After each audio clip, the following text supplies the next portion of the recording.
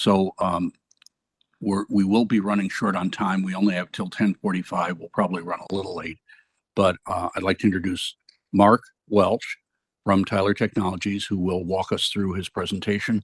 Then I'd welcome comments and questions after that. Thank you. Thank you, Mr. Chair. I think the presentation will display. But before we get started, just really quickly, my name is Mark Welch. I work with Tyler Technologies, which is the largest provider of solely focused government technology software in the country. We actually work in Iowa today. We work on a lot with your agencies around forms and payments. And we've been around, just so you know, Tyler Technologies is a 60-year-old company. It's traded on the S&P 500. We have over 7,500 employees with Tyler Technologies. And just a little bit about me, just so you guys know who I am. My name, like I said, Mark, my background is all working in local. I was on the West Coast. I spent time in Arizona, California, and Oregon, where I led budget offices. I've been a CFO. I've been administrative services director and HR director, procurement manager for several cities on the West Coast. And during that time, my whole focus has been really around how do you make government budget more efficient, and really focused on how do you automate the process. And that's what we are going to show you today is we're able to, with Tyler Technologies, we're able to take publicly available data that, budget books, position counts for counties, schools, even cities. And we're able to run that through our AI modeling. So we have an AI tool, both an AI and machine learning functionality that we built over the last 12 years that really allows us to dive into and ask some questions on local government. And one of the main ones that we want to look at and really dive into is just figuring out what is it that we do today. I don't know if you've worked around local government budgets, even state government budgets, but one of the hardest things that we do is come up with and say, what are all the services that we provide today? Public works, through parks, administration functions in the school districts. And so we want to ask the question, what do we do and how much does it cost us? And so when we do that, what we do is we take the chart of accounts, which is the foundation of governmental budgeting, governmental financial reporting, and we ask the question and say, you know what, let's go out and find all the services that we are providing. If you guys study chart of accounts, it's really fascinating. But what they're really built on, they were built 20 years ago. They're really built around financial disclosure management, controlling of budget. They're not built around operational excellence. And where we get operational excellence and find opportunities to make those improvements is when we understand the true services we're providing. We want to understand not only the services we provide, but how much do they cost? So we want to dive in. We want to look at our database. Like I said, we've created for the last 12 years, we have over 720,000 unique programs that we've collected over that time. We want to go in and say, what is it that we're providing? What are the schools providing? What are the services that they're providing? What are the counties providing? And really focus on the services. And so take the general ledger, hard to understand. Like I said, I've been in this business now for over 20 years. I look at chart of accounts. I have a hard time figuring what is it that we're actually doing? How much is it costing? What is the benefit to our community? We're taking that and we're breaking it into services. We're able to do this because, like I said, we've been doing this for 12 years. We have over 650 customers of priority-based budgeting. We're able to do this because now we can take the chart of accounts that is not understandable to the public, understandable really to many staff and elected officials. We're able to break those into services. That tells us the story. That tells us what we're doing. We're able to come up with costs. Once again, there's a pattern that we've been able to develop and understand to say, now we know the services we're providing, we're able to come up with and say, this is how much it costs, right? It's interesting, I work across the country, small governments, large governments, schools, counties, cities, state agencies. We're even working with several governors' offices right now. And this is where most people say, this is what we want to understand, right? We want outcomes in our communities. We want to know that where we're investing our money, we're getting the outcome that we want. And we want to know that it's aligned to our strategic plan. and our goals, or even what our function is as a government. Once we have this information, this is where it gets really, really fun in our analysis. Because now that we know services, that's a common language that we all understand. We can all talk about services that we're getting provided. Let's think about streets maintenance or mulching in a park. We're able to now say, now we have common services across Iowa, for example, across the country. And we can now go out and say, how do we compare to each other, right? Which ones have high efficiency? Which ones are, not within the mean of their peers, right? We work with the state of Alabama Department of Corrections, for example. And this is where they really wanted to dive in, is they said, hey, we want to know for each of our facilities that we run. They run 28 facilities across the state. And they said, hey, we have a roll up in our chart of accounts. It's basic for financial reporting and adherence, like putting in journal entries. But we don't know if any of our facilities are running efficiently. We don't know if services that are exactly the same between facility A, B, and C, if they're spending the same amount of money, right? So now with our data and being able to run it through our model, come up with the services, we can now answer those questions and say, hey, facility A for weed abatement is spending 5 times facility B. Why is that? Let's dive into that. That might be an opportunity that we have now for efficiency improvements. We're also able to review the budget and look at what we call a process mapping. So for every service that is provided, there's a process to complete that service.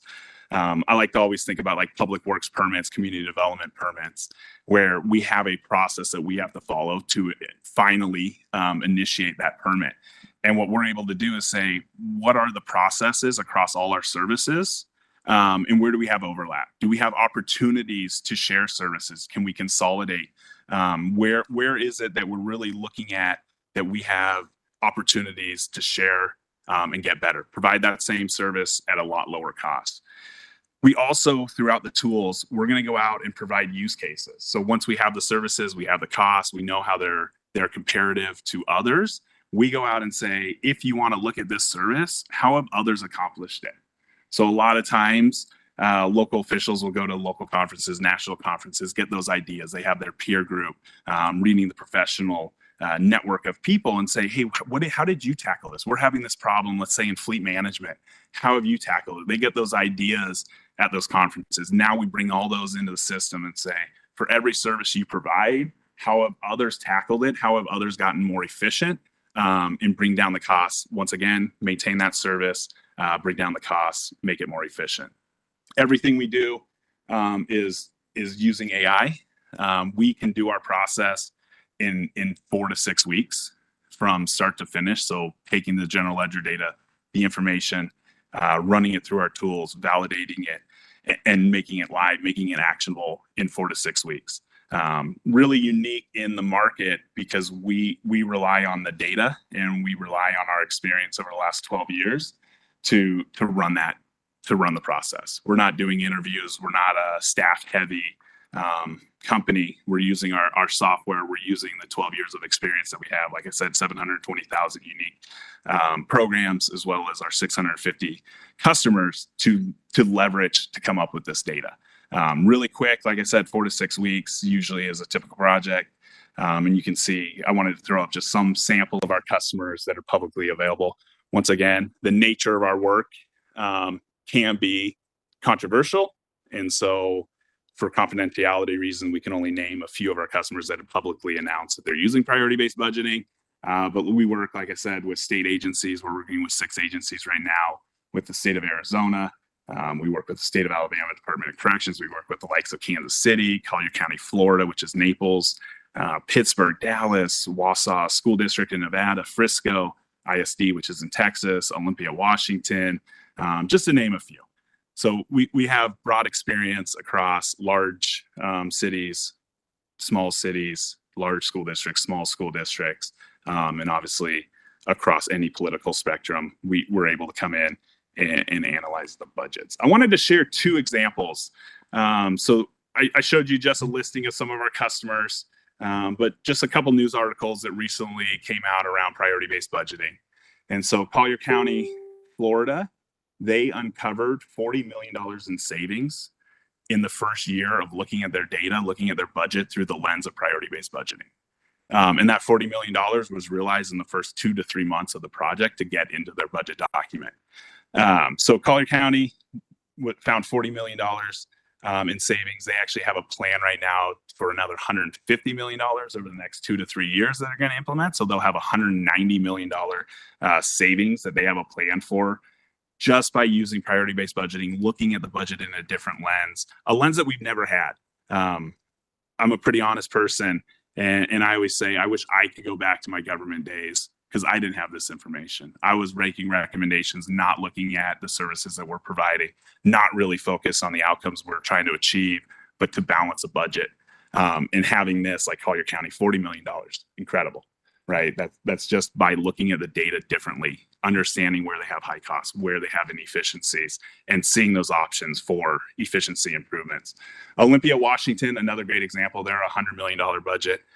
They found $28 million in reductions in using priority-based budgeting. I just wanted to touch on quickly, what does a priority-based budgeting project look like? What it looks like is we're going to go in, take publicly available data. What we're looking at with the House right now is let's take publicly available data. You guys all know there's a lot of public transparency sites that provide budget data, personnel data. We're able to take that, run it through the model, and come up with a program inventory. So a listing of all the services that are being provided by the counties and school districts. Once we have that, like I said, then we go out, we're able to model it, come up with the personnel allocation, where are people spending their time, what services are they focus on. Once again, really interesting information, because now we can say, let's think about a school district. Why is one school district have 10 FTE on a service versus another one with 5 with the same demographic, same population? It raises that eyebrow and say, hey, maybe we could look at getting more efficient. Maybe there's something that we could do. We could focus on this. And now we have the data to show that we're not as efficient as we possibly could. We're going to allocate personnel and non-personnel costs to those services. And where revenue is assigned to programs, we're going to be able to come up with that, because we want to know, do we have cost recovery in our services? We also look at things like when we create the data, we're going to look at things like the alignment to the strategic plan. So we're able to generate a strategic plan for all school districts, counties, where we can go out and say, are the services aligned to the goals of this organization?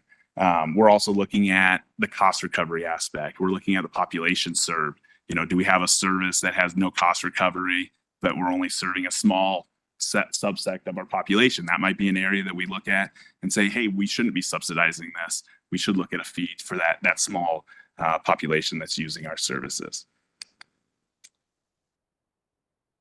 Like I said, then once we have that, this is where we do a lot of our analytical work. So we're able to go out and compare all those services to similar size organizations. For this purpose, what we would have is we would look at how do these services compare on a nationwide basis. We would also, through the process, come up with a database that would be just Iowa data and say, hey, how are these organizations comparing to other like-sized Iowa organizations? We're going to look at the process overlap. Like I said, where do we have overlap? Where do we have those opportunities to improve our efficiency, reduce the duplication of efforts that we have? And then we're going to look at resource optimizations and where can we get better? Where have others gotten better? One thing to keep in mind is through this project, everything is confidential to the House. Everything is at your discretion of what is released, what's public, what's not. But when we think about AI, there's a lot of talk around, is our data going to go in to train your model? The answer is no. The AI that we're using, we've trained it already. You're just leveraging the tools, right? We're going to create a database of Iowa counties and schools where we would be able to say, hey, here's how you compare. That stays strictly with this project. That doesn't go out to other organizations to leverage. In this project, what that is looking at, once again, program inventories for Iowa school districts and counties, the cost and revenue allocations. We would look at the program scoring. Like I said, that's alignment to the strategic plan, the population served, cost recovery, the reliance that the community has on us providing the service, and the mandate that we have to provide it. Right. So a lot of times at the local level, in GFOA, Government Finance Officers Association, is doing a lot of great work around this. They're calling it budget games. One of the budget games at the local level is saying that the item is mandated. We want to know, is that true? What is the degree of mandate? Is it mandated at federal level, state level, local level, right? That gives us those opportunities to say, hey, we're providing this service because it's mandated at our local level. Well, we have the option to make a change to our ordinance, to our law, to our charters, to bring down our costs, right? Provide the same service to our communities, bring down the costs that our taxpayers are paying for it.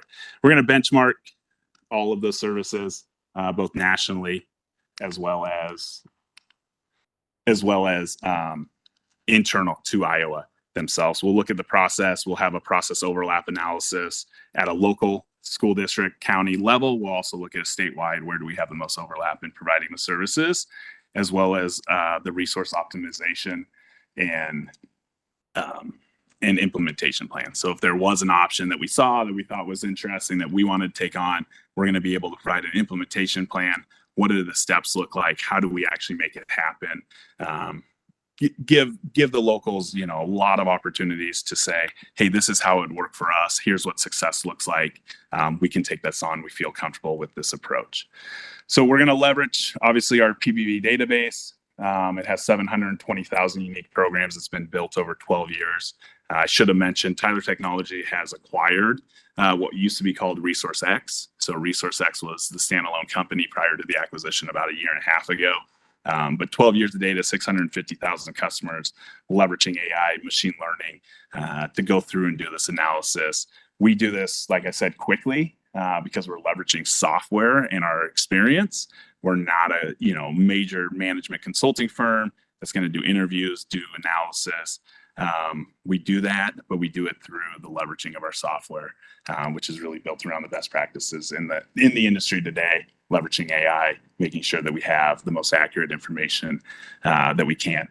When I say the most accurate information we have, you might ask, hey, why you're leveraging AI? Can we trust that? Is that something that we know is valid?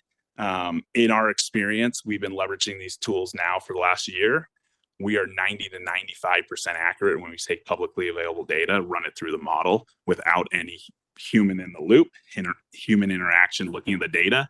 That last 5% is usually in descriptions, right? So we might tag something with a slightly different description than a local government might use. Everyone's unique. Everyone uses different terminology. That's that portion that is hard to train into an AI model. So this is what we'll do. Our process is we identify the programs from the budget, we forecast the costs and allocations, we predict the impact on the goals, and then we go out and say, let's go out and discover how we get more efficient. I wanted to show you just really quickly, what does this look like? I don't want to, I'd love to jump in and show you it live. I have a couple screenshots to show you, but what we're looking at is when a local government becomes a customer, they have this analytics and insights website. So everyone has a unique website where they can go in, and what you're seeing here is a school district, and we can come into the landing page. We're able to see how much of the budget was identified for efficiency opportunities. This one had 170 million. What we typically see is between 10 and 28% of a budget is being identified as opportunities to improve efficiency. It's a big number, but we've seen this over and over again across the country. And so we have a central location. This is where we're able to see, what are the options that we have at our disposal. If we make those recommendations, if there's an option that we're going to move forward, we want to be able to track that. We don't want to just say, hey, we're going to make this efficiency improvements. Let's say, mulching in our parks. We think it's expensive. We're going to look at, bringing down the cost by buying in bulk.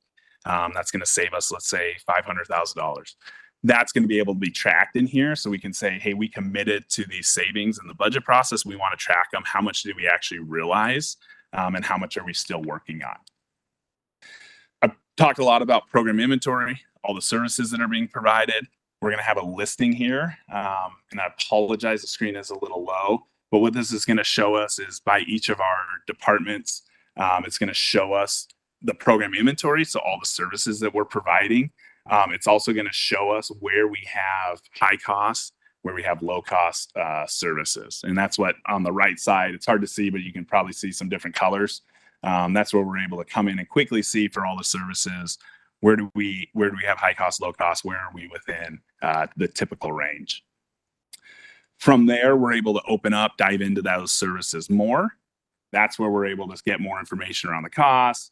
We're able to see how much FTE we have on it. We're able to see our costs per capita. We're able to see our peer group on this. The bottom left is where we're able to go in and see, what are the options? What are the options that we have at our disposal to become more efficient? This is also, apologize, these screens are terrible. But this is where we're able to go in and see, where's our process overlap? What are the services that we're providing that we have a lot of overlap? Where are those opportunities to make improvements? I mentioned we work with a state agency, a large state agency, and one of the things that they found through this process overlap was within their Department of Economic Security, they had 5 unique call centers that they didn't know they were running. For every program they were offering, they had a unique call center where people would call in for eligibility, application acceptance. This information, breaking it down, was able to identify that. They were able to consolidate. It was a $2.5 million savings. No change to service level. It actually improved the service level to the people using it, but it brought down the costs, which is pretty powerful. This is really, really interesting, and I've talked about this a lot. We're able to go out and do program benchmarking. So this is where we're going to be able to compare ourselves, all our services, to the national benchmark. We're also able to compare to our own, like here, the state of Iowa as a whole. How are we comparing? What do our services look like? This is where we can also come in. What you see on the screen is just looking at, like, let's say this is one school district. It shows all the services, where they're high, where they're low, where they're within the typical mean. We're able to go out and pull out services by themselves. So let's say, like varsity football. We're able to say, hey, I want to know how much school districts are spending on football program. We'd be able to pull that up and show it. Or how much are we spending on textbook purchasing? We'd be able to pull up and see, what school district based on their population base is spending more or less for these services. Just want to thank you guys for your time. I'd leave this slide up and ask if there's any questions, discussion. Thank you very much. I should warn you, we have to have only one of these mics on at a time, otherwise it'll start to whistle. I do have some questions, and I'll open up to the members of the committee. From where we are now, with the level of insight that we have into local budgets, how will that change compared to now in 6 months, for example? Yep. So right now, what we'd be looking at is chart of account level detail. So high level roll up information is really the data that we have at our disposal. So if you go out and read a budget book, read resolutions adopting the budget, it's usually at that chart of account level, which is hard to analyze, right? What you're going to have is you're going to have a breakdown of every school, every county, where we're able to go out and say, what are the services that they're providing? If we were interested in, let's say, Polk County and the services they're providing, you'd be able to go into the site and say, here's all their services. This is what they're doing today. Here's how it aligns to their goals and objectives. And here's how their cost comparisons are, right? So you can go in and say, hey, I was interested in how they're conducting business. I want to know the services. Are they efficient in providing those services? And what would it take for a non-AI system to get this done? If we were to go out and hire people, what would be the expense? Yep. So what it usually looks like, and we compete obviously across the country, it's really the larger management consulting firms are focused on efficiency improvements. I think of like an EY, McKinsey, BDO type company. What they're going to do is they're going to take them, look at them individually, do analysis, do interviews to come up with their recommendations. We're actually working with a state in the Northeast right now that uses one of these firms. They're at 18 months, and what they're telling us is they still don't have results, right? We want quick action and we want accurate information. So we're able to pull that data so quickly through the AI modeling, that machine learning that we built over 12 years, that you're able to have actionable insights quickly versus having to wait 18 months a year, 9 months for this information. Okay, Mr. McBurney? Thank you, Mr. Chair. Sorry, I do have a few questions. Representative Thompson, this is more for you. Are we going to hear from any other companies? Because it feels like there are other folks who might be able to provide these services. Let me pivot that to the representative from Tyler. Could you please explain where you are in the marketplace and whether we should put this out as an RFP? Yep. So like I said, when we look at what we're doing, taking publicly available data from, let's say, I think it's 220 school districts, 99 counties, we're able to run that through our model and have the results within a month. Who we work with in these larger organizations is usually management consulting firms. And like I said, they're going to take a very consulting aspect. Maybe we get results in 18 months, but they're going to have not as good as results as what we have, because we've been solely focused on priority-based budgeting, which is the foundations of identifying all the services that are providing the cost, the alignment, scoring them. We can do this very quickly. We've actually heard from a couple state agencies recently that they said in us doing a proof of concept, they've gotten more results out of that in the hour that we spent than they have in their 18 months of multiple interviews waiting for the results. So are you contending that you are the only company that offers this service currently? Correct. Okay, thank you. So what's the price to implement something like this? And this may be more for Chair Thompson.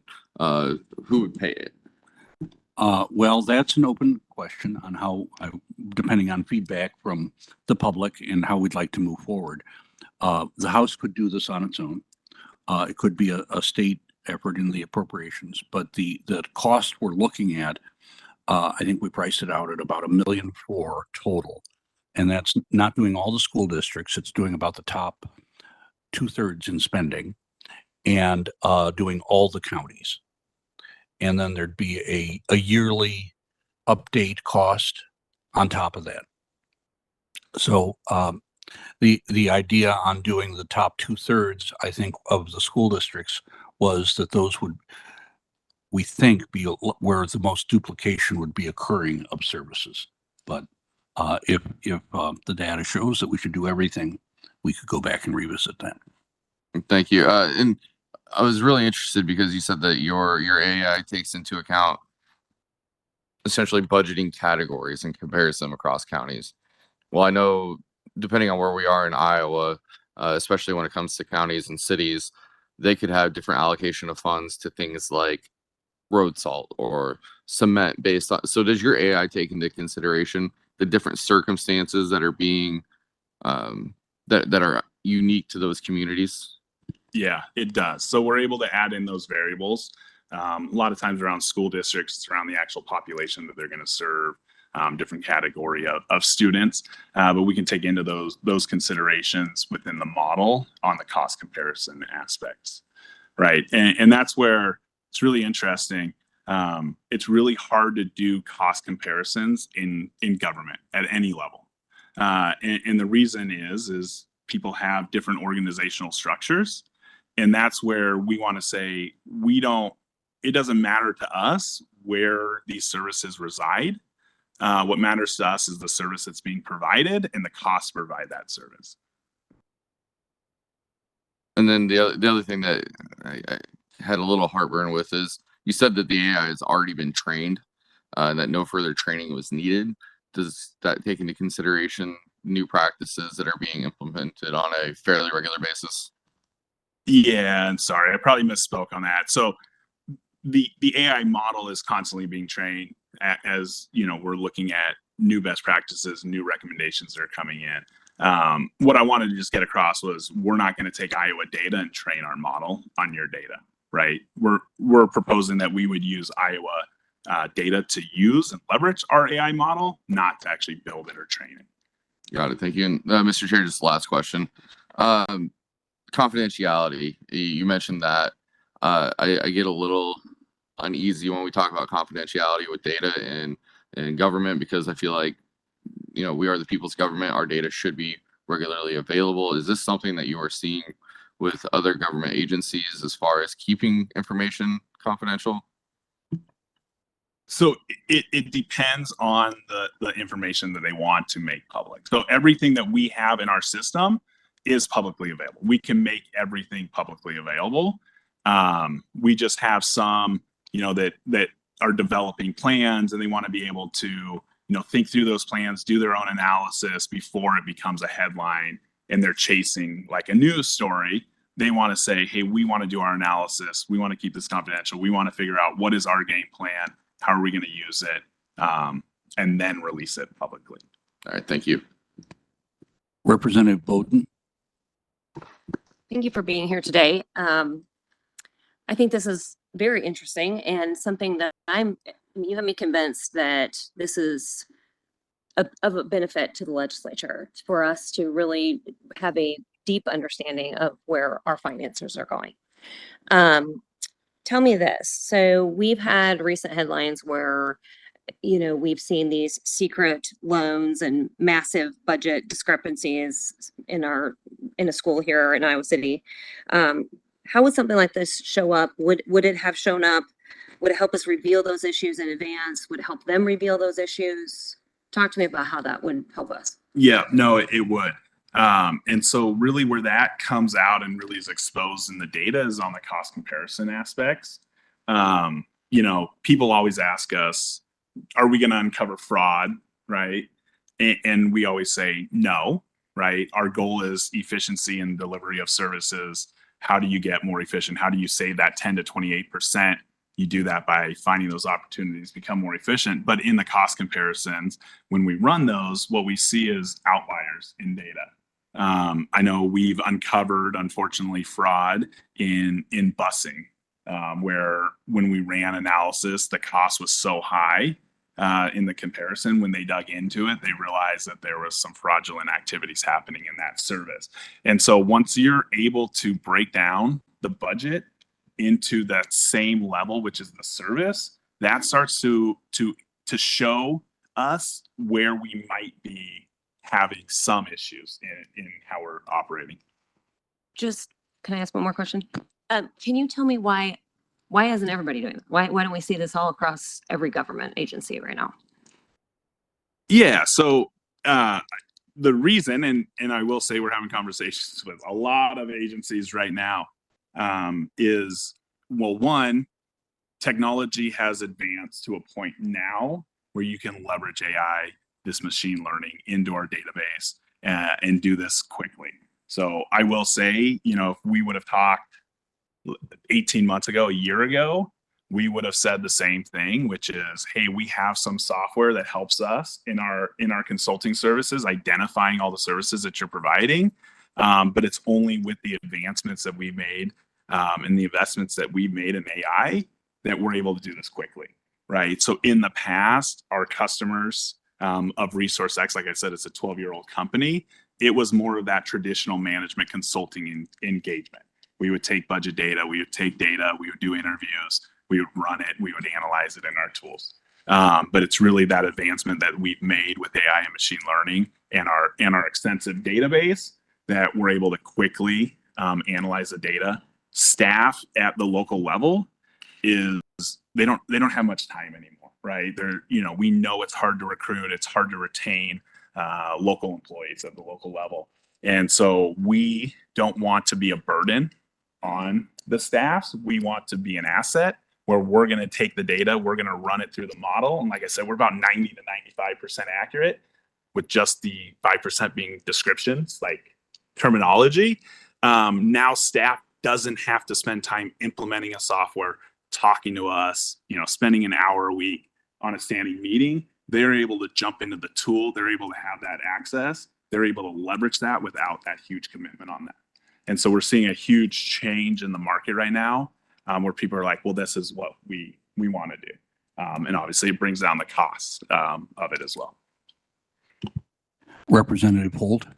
Thank you. It's great to see you here. This is really incredible to me because when I first came into the legislature and I was on appropriations, I remember sitting there and we just really had no idea above the upper number what the heck we were spending money on. We really had no idea on the ground level how this money was being spent. It seems to me that prior to this technology, it would have taken a regiment or a battalion of accountants a long time to get what, that it's just, to me, such an incredible, insightful point we could be at in terms of how money is being spent and how we can improve things. You had talked about a mulch story that I thought was amazing, where you were able to save a lot of money for a city or a county just because of how they were buying mulch, which just blew me away. I was hoping you could recount that, and then I would have one more comment.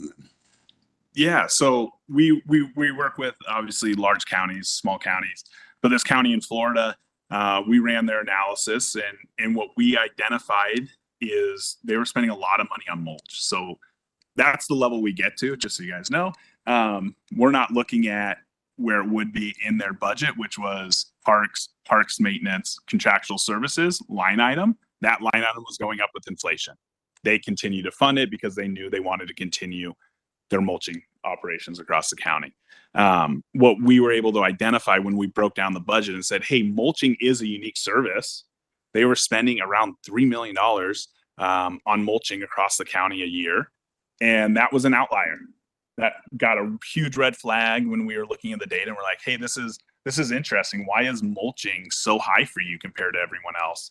And what we found out is once we identified that, they said, we don't know. It's gone up with inflation. Isn't that good? And we said, no, we need to analyze that. That's an area that we've never focused on. We should look at it and see what options do we have. One of the options that we have is looking at alternative sourcing methods, alternative materials. They called their vendor, and their vendor said, hey, you guys just come and pick it up as needed. You buy whatever's on our lot and you use it. And they said, hey, if you standardize that purchase, you guaranteed us a quantity up front, it brought down their cost $1 million. And so when we talk about these large numbers that we're finding, that's where we're finding it, is once we identify and understand the services and how those compare, we know we want to continue the service, right? That's not a question. What we want to do is say, hey, we haven't analyzed this. We don't even know if this is high cost, low cost. We don't even know if we're efficient or not efficient because we've never been able to analyze that. We've never been able to do the cost comparison. So this county would have continued to spend that additional $1 million because they weren't looking at it. It was going up with inflation. It was within their chart accounts. They wanted to continue the service. But now that they had the data, they saw they were high, they made one phone call. And that was $1 million reduction in their budget. I think that's incredible. And that, as we're facing all these rising costs and everything, this is just going to be the potential for this being an incredible tool. The one more question I have, though, the other day I was looking up something and AI, gave me a summary answer, and it was related to some legislation I was working on magistrate reform. And I put my name in magistrate reform because I was trying to see what was being reported on it. And it made it up. I mean, AI literally said, Steve Holt has been working for decades on magistrate reform. And I'm like, I have, really?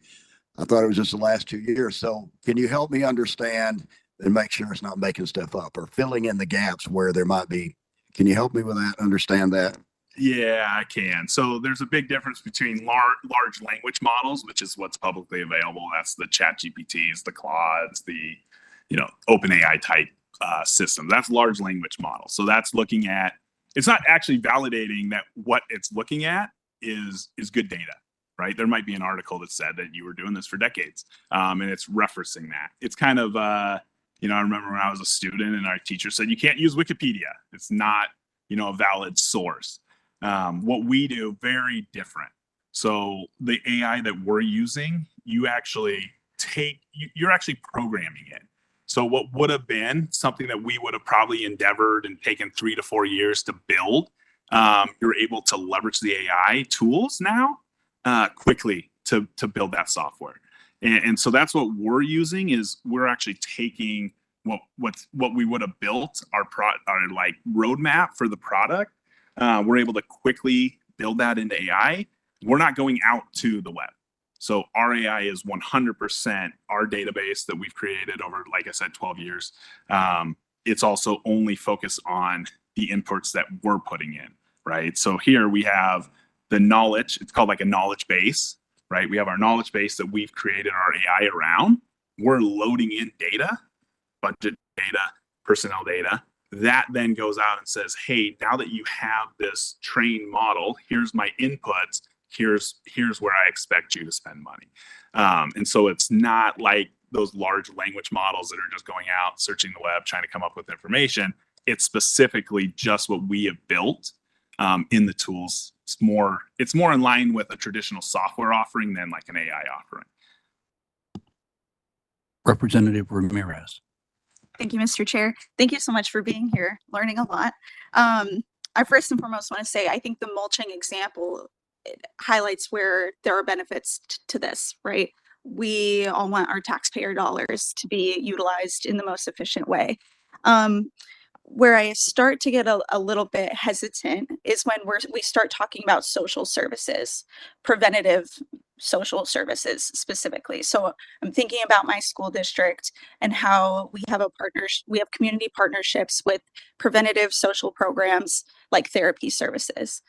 And while I appreciate that there are variables built into the AI formula to account for different student populations, what seems to be missing, and I guess my follow-up question would be for you to add clarity to this, add color to this, but what seems to be missing is that important piece of not only, quantitative data, but qualitative data, which is present in interviews with these management companies that come, right? That's why they do interviews, is to get an understanding of the data, but also have a really holistic understanding of the outcomes, right? The outcomes of the actual social programs. And it's difficult to measure with preventative social programs. And my weariness comes from when you start comparing how effective in terms of just money saving is this program versus this one in a different county. What we're not getting into the full picture is what lives were impacted, what people were helped. And again, those preventative measures can be difficult because it's, how do you measure someone didn't enter the carceral system because of a service that they received 5 years prior, right? So if you could offer a little bit more color on that, on how do you build in not just the quantitative data, but the qualitative, and building into, is it part of your long-term plan for Tyler Technologies of building in more of a holistic approach of understanding the outcomes of these social services and programs? No, that's a great comment and question. So just to clarify a couple things. One is, we're not making recommendations for any cuts or anything that says, because we saw this data that it may, like you said, like there's a social program that we're offering that could be one of our top priorities, right? We're not, through the software, we're not recommending we cut that because it's high, or we identify and say, hey, why are you doing this? That's the first point I want to make, is we're just providing the data that exposes, areas that we might have for efficiency improvements. But like you said, when we look at programs, they're all different, and different organizations have different priorities, right? Communities in, the Northeast, Southeast, Central, they're going to have different priorities and focus areas. And we want to identify those, and usually they come out in a lot of the strategic planning work that we're going to do. So we're going to take, where are their focus areas today, and identify that to the services that they're providing.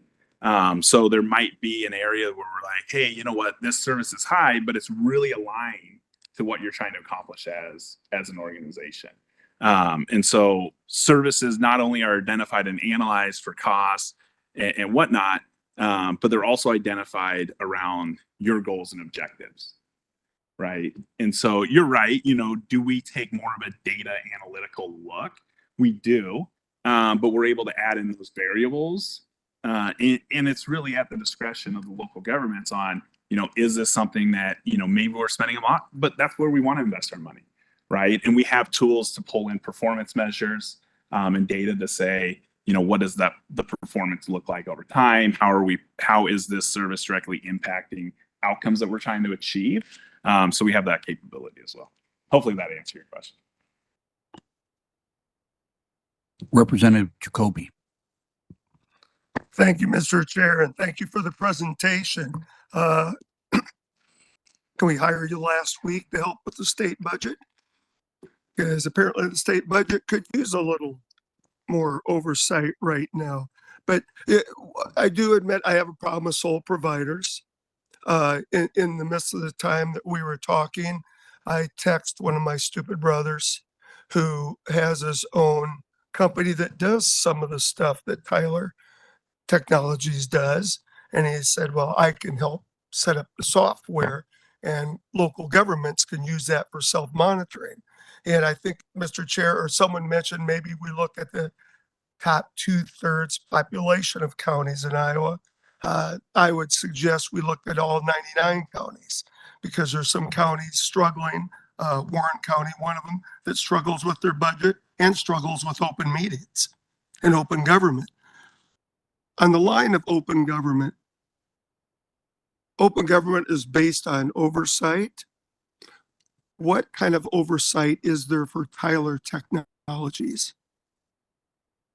What is the checks and balances that, I know, keep the guardrails up for you and your own company?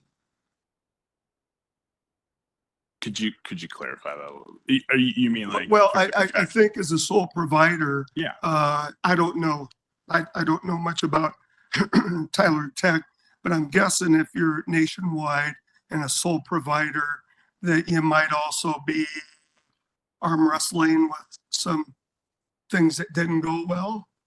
And then when you're arm wrestling with something that doesn't go well, people don't have another company to compare it to. Does that make sense? In other words, you offer the state of Arizona or California or whatever it is, a service, and they're unhappy with it. Then as a sole provider, they don't have anything to compare you to or go to. So then who does your oversight, or how do you remediate any differences or lawsuits or wrongful arrest or whatever might happen from your software?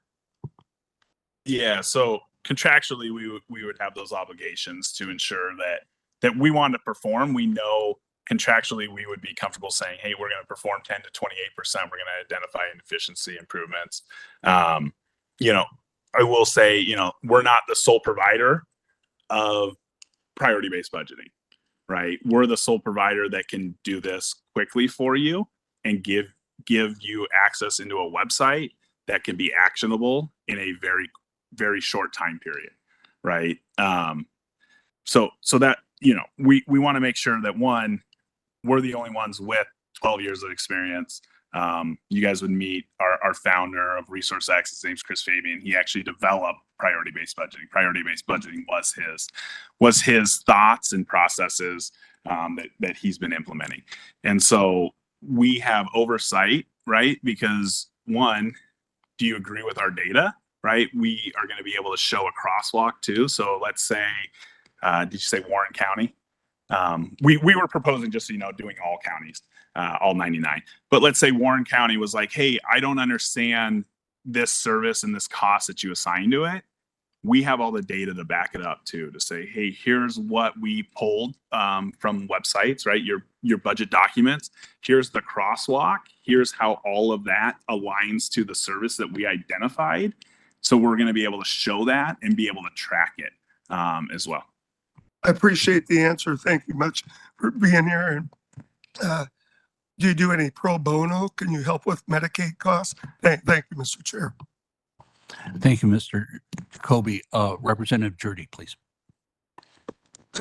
Thank you, Mr. Chair. How long, and I apologize, like this is brand new to me. This is the first I've heard about it. It was about 45, 50 minutes ago. How long has Tyler Technology been in conversation with the state of Iowa, more specifically in Iowa State House? We've had conversations just back and forth with not just the House, but with the state as well, with the governor's office. I can't think of the acronym for your information technology department, for a couple months now, but at different levels, not just the House, but with different organizations as well. Okay.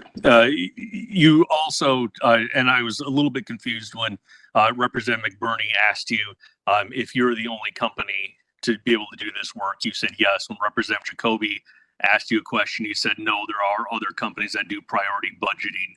Can you clarify that for me? You talked about the timeliness that you're able to do it.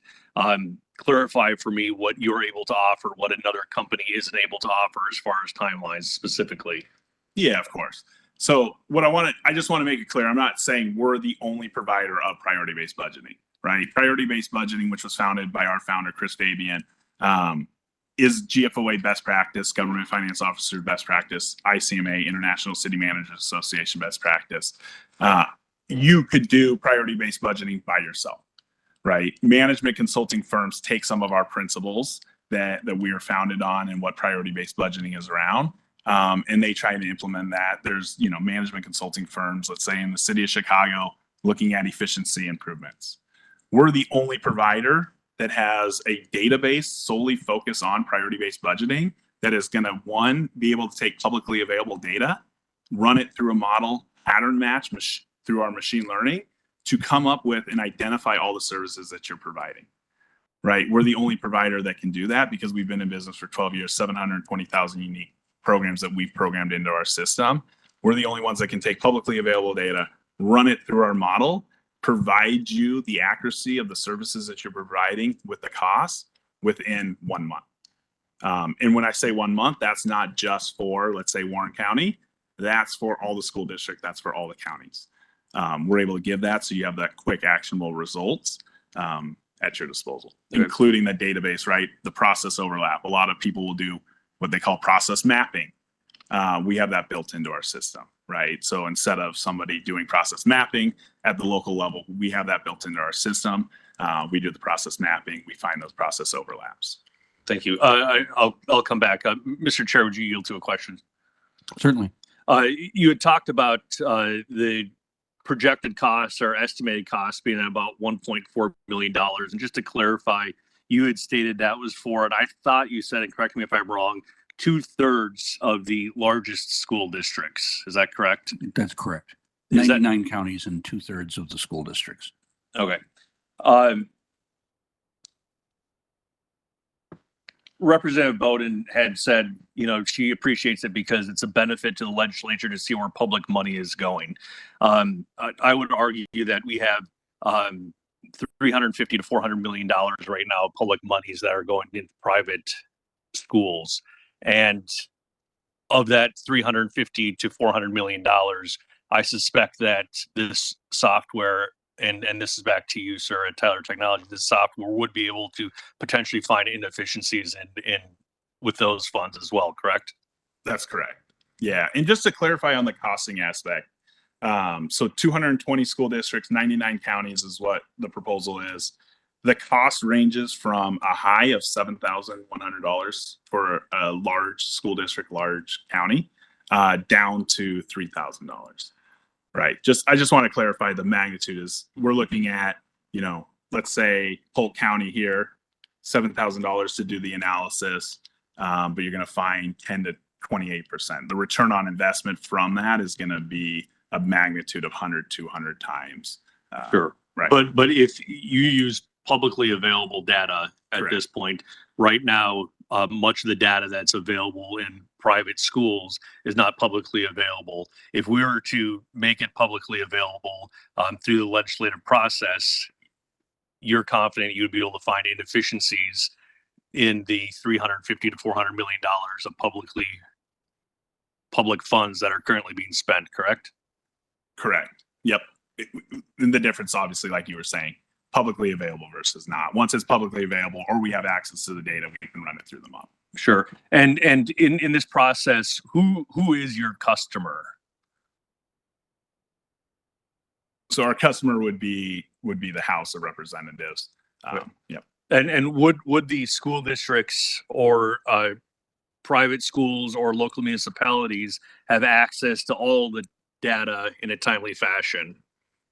Correct. At the House's wishes and direction, we would be able to provide them access into the site, like I was showing the couple screenshots of, where they would be able to go in, have all that data at their disposal.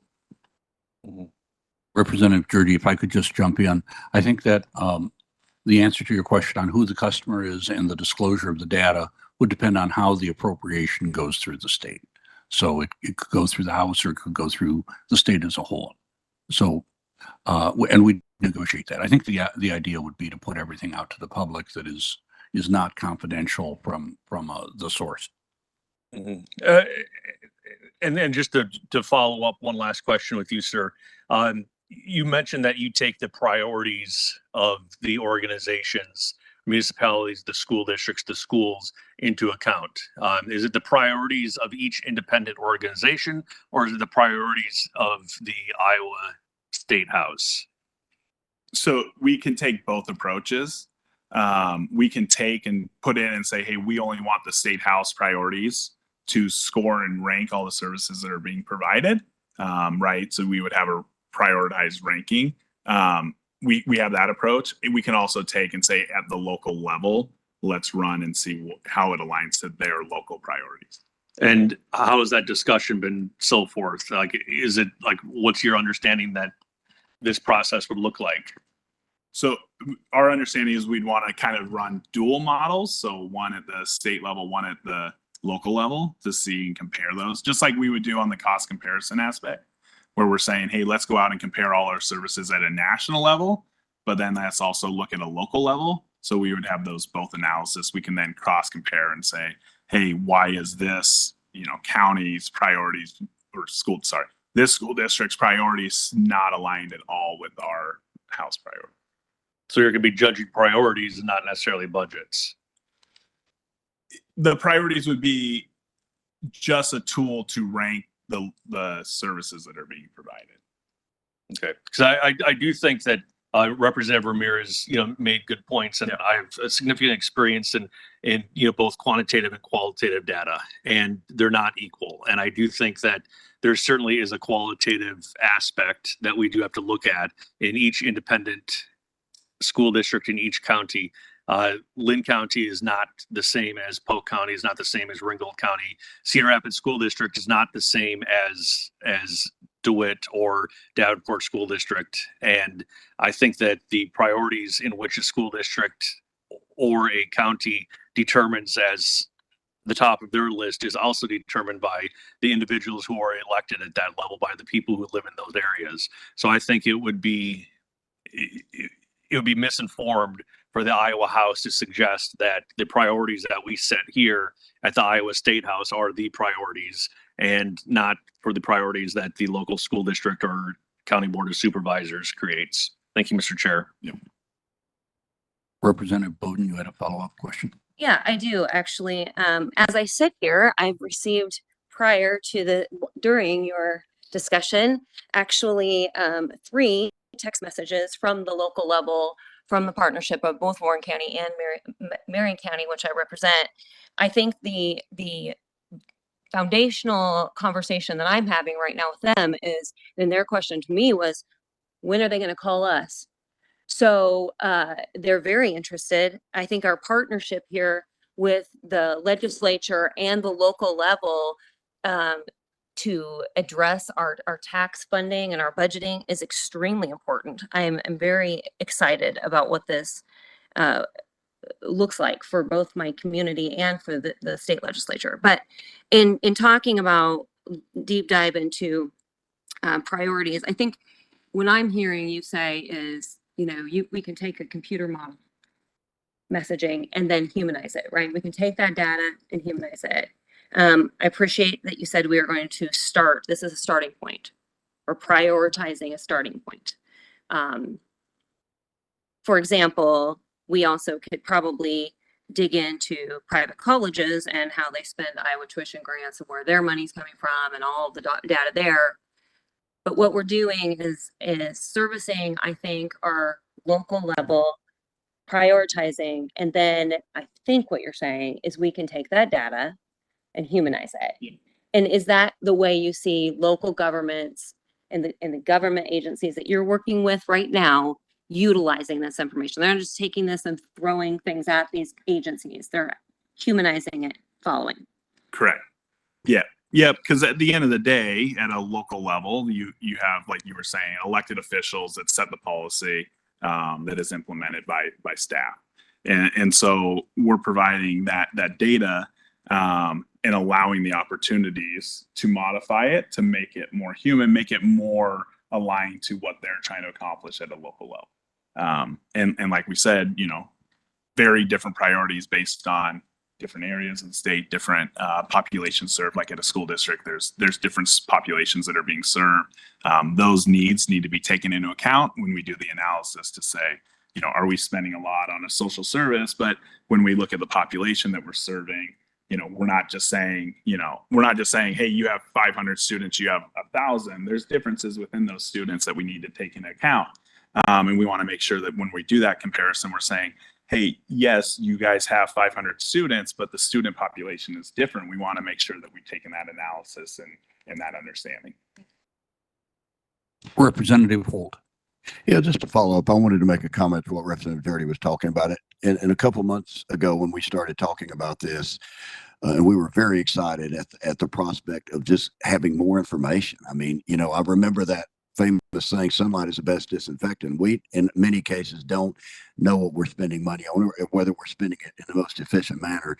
So Representative Dirty's pointed, there has not been one discussion point about what our priorities might be and how we could put our priorities. That has not been a discussion. The discussion has been, my goodness, look at this incredible tool that technology has put at our doorstep that would enable us to look at how money is being spent in our schools and in our counties and how we could do it better, how we could improve not just efficiencies, but have the potential of increasing services and making services better. We talked about the fact that, you know, we could identify a particular reading program, let's say in a school that you identify, well, there's a lot of money being spent here, more than another school. But then you look at that and go, but look at their reading scores. They're so much higher than they are in other places. And that might be something that we could transfer to all the school districts. So it's not necessarily about cuts or anything like that. But my goodness, look at how well this is working based on the money being spent. We could put that in all the schools. And so it hasn't, there's been no discussion about how we can impose priorities. It's about this incredible tool that could give us the opportunity to do things smarter and more efficiently for taxpayers in Iowa and potentially even improve and expand services. So I just wanted to put that out there. Thank you. Representative Ramirez. Thank you, Mr. Chair. I really appreciate what Representative Holt just shared, and I truly believe that that's your intent.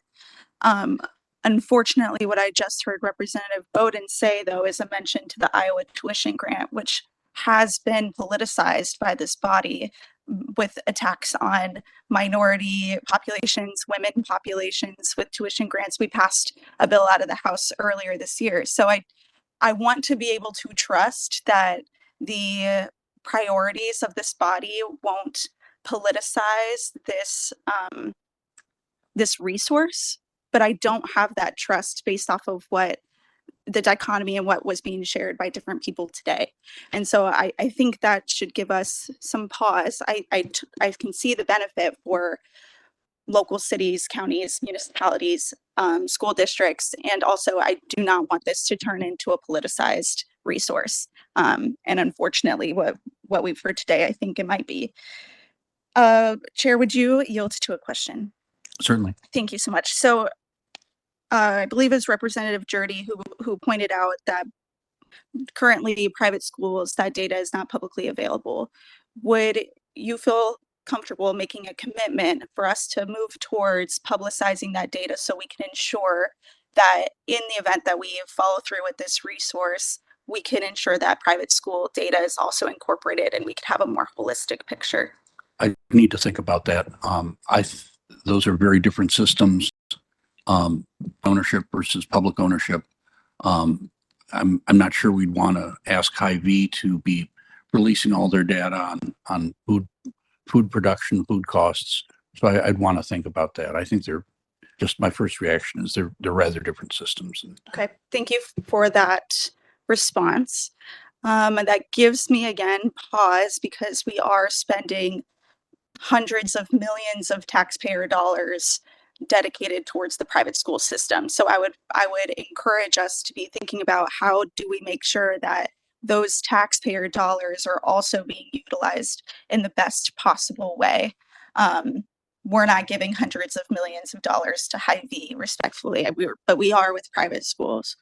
Am I to understand that your position is you'd rather not know what the data is for the rest of the state of Iowa because you're afraid that some money may be spent incorrectly or fraudulently in one relatively narrow sector? Best not to know any of it. Yeah, I would argue that it's more important to get a holistic picture as to ensure that there's transparency on all fronts from this body, as opposed to just picking and choosing which aspects of our budget we're looking at. And I'd submit that that's allowing the perfect to be the enemy of the good. This body has a responsibility to all taxpayers and all of our dollars going into the system. McBurney, please. Mr. Chair, I do have a question for you if you're okay with that. Certainly. I heard earlier that this would have to go through appropriations so are we to expect that something is going through appropriations this year for this contract? I think that depends on what the reaction of the public is to this hearing. Whether it goes through appropriations or is an undertaking by the House of Representatives in its corporate body. And if the public pushes back and asks for an actual public bidding process to ensure that, I know that Tyler Technologies is stating that they are the only ones that offer this AI type of service, but to ensure that we are not missing out on an opportunity of procuring services through some other company who may be able to provide it at a better price. I'm not sure I understand what you're asking, but I'll take a stab at that. I don't want to buy a pig in the poke either, and I don't want to overpay by 1 penny for what we're contemplating purchasing. So I agree with your sentiments that we want to be very, very careful with any expenditure. Thank you, Mr. Chair. Representative Fett. Thank you, Mr. Chair. I just want to get back to the presentation. Part of what I heard that really stuck out to me was the transparency piece, the gathering of the information. I think as a representative, we work with our school districts to try to come up with solutions when we're budgeting. We're funding students here, not institutions. So I just don't want to lose that sight. And so a tool like this to be able to outline clearly where money is being spent is not pointing fingers, but being able to see the information clearly so we can make good decisions. That's what we're here for. So when I hear you saying you're doing this process map to look at all of the processes that our schools might have, no matter the categories don't matter. It's all analyzed. I mean, I don't know what better way we can spend our money to be able to partner with our local school districts to help them along to fund kids and to educate kids. So I really appreciate that. I'm disappointed in some of the commentary here that we're talking about different institutions, but instead getting back to what we're truly doing, and that's funding students. So thank you very much. Representative Shipley. Thank you, Mr. Chair. Thank you, Mr. Welch, for being with us this morning. So a lot of really interesting information. I'm just trying my best to stay caught up. The proposal that we're talking about is just for the local governments, not state agencies, correct? Correct. Okay. Does Tyler Technologies, do you have any clients that are in the non-public education sector? We do. We work with, sorry, you're saying like private school sector. We do not. No, right now we only work with local governments. So, and then no private colleges. Correct. Right. But theoretically you could, if they handed over all their data, you could run some algorithmic analysis to see what their costs are going. Correct. Only because the structure is going to be very similar to a public structure. We would have to draw the parallel between a private school and a public school and make sure that that connection is present. And then, so for the proposal for the local governments, you said that would be relying just on publicly available data? Correct. So you can start this as soon as the check clears the bank. You can start running the program? Correct. Yep.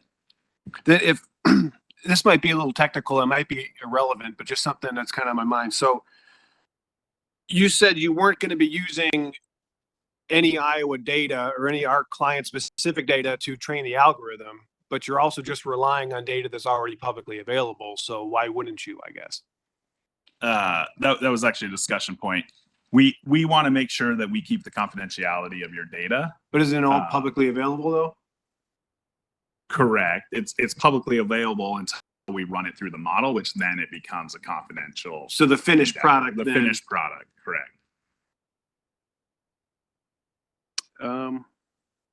Okay, then so you mentioned having to program certain circumstances into it. So for example, let's say we're looking at a school district transportation costs. Will the machine learning, will that automatically put in square mileage of the district, or is that something you have to manually tell the computer to consider? Yeah, so it goes out and finds a lot of that type of information, which is on websites. It's on different sources that we're able to pull from. So a school district with a larger geographic area, if it has a much higher transportation cost, that's not going to immediately flag as an outlier. The program's smart enough to figure that out. Correct. Yep. Similar to, I think you brought up the reading programs. It's not going to flag and say, this is high. We also want to look at the population that's being served by that program that's being offered. I guess just speaking as probably one of the most technology hesitant people that I know, at least comprehending, analyzing large sets of data does seem to be one of the most pertinent uses of this machine learning tool. So I think it is very exciting. And again, just thank you for the presentation today. Representative Jacoby. Thank you, Mr. Chair, and I apologize for a second time, but Representative Shipley piqued my interest. He used the phrase, you could get started as soon as a check is cashed. Is the check already written? Okay. Well, I just wanted, because Representative Holt mentioned there's been discussions with we for a couple months, and I didn't know who that we was. But it's interesting too that you bring up transportation for schools, which is a huge cost. And many of our private schools cover a larger area than the public schools do for their students to get there. It's unknown to many people in Iowa. We are paying that. That is covered by taxpayers of Iowa, pay for the transportation costs of private schools. So I think that indeed, if that's one of the specialties you have, that we indeed should include the private schools transportation costs too, if there's any way we can find efficiencies there. Thank you again for your presence. Any other questions or comments? Okay. Well, thank you for your time. Thank you everyone for your questions and attention to this. It's a very intriguing proposal. I think there's a lot of merit to what could be done with this. We're going to continue to have conversations and we'll see what the future brings. Thank you.